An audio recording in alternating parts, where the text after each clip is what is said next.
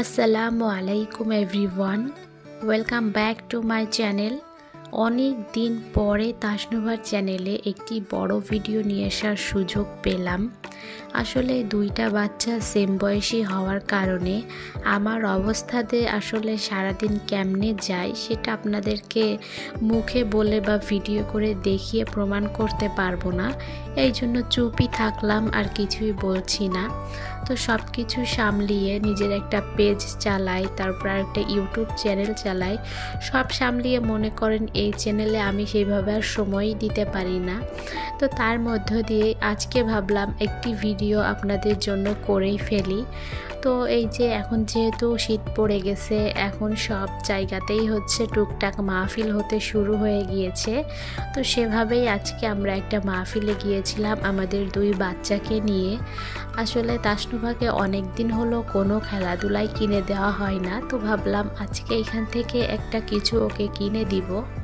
সেই জন্যই আর কি ওদেরকে নিয়ে বের হয়েছি। এই মাহফিলটা ছিল আমাদের বাসার পাশেই একটা মহিলা মাদ্রাসা আছে, ওই মাদ্রাসার। তো এই যে আমরা হচ্ছে একটু হালকা পাতলা কিছু খাবার নিব। আসলে এইখানে বসে বাচ্চাদেরকে নিয়ে খাওয়া সম্ভব না, এই জন্য পার্সেল নিয়ে নিলাম। তারপরে তাসনুবার জন্য কি খেলাতে কিনা যায় সেটাই দেখছিলাম। তবে তাসনুভার পছন্দে আজকে আমি কিনেছি। আজকে আর নিজের মতো করে কিনিনি, ভাবলাম মেয়েকে একটু সুযোগ দিই, সে পছন্দ করে নিজের কিছু খেলনা কিনে নিই। তো একটা সেটই হচ্ছে খেলনা নিয়েছি, কারণ বাজেটও তো আমাদের থাকার একটা ব্যাপার আছে। আর কি বলুন তো, প্রত্যেকটা জিনিসের দাম এত পরিমাণ বাড়িয়ে দিয়েছে, কিন্তু চাকরিওয়ালাদের বেতন কিন্তু বাড়ায়নি।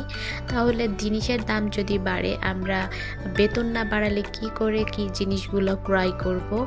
তারপরেও এই পৃথিবীতে থাকতে গেলে, সন্তানদের মুখে হাসি ফোটাতে গেলে টাকা পয়সা চিন্তা করলে আসলে হয় না। তার মধ্য দিয়েই তাদের জন্য অনেক কিছু আমাদের করতে হয়।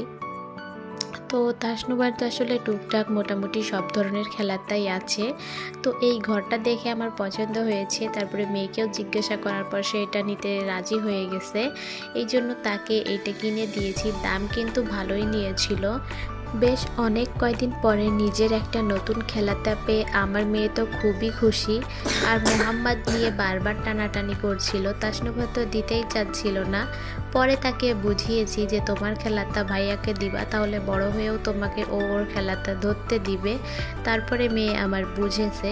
আসলে দুইজনই সমবয়সী হয়ে গেছে, তাদের ভিতরে হিংসাটা একটু বেশিই কাজ করে। বড় যতদিন না হচ্ছে অনেক কিছুই আমাকে টলারেট করতে হবে।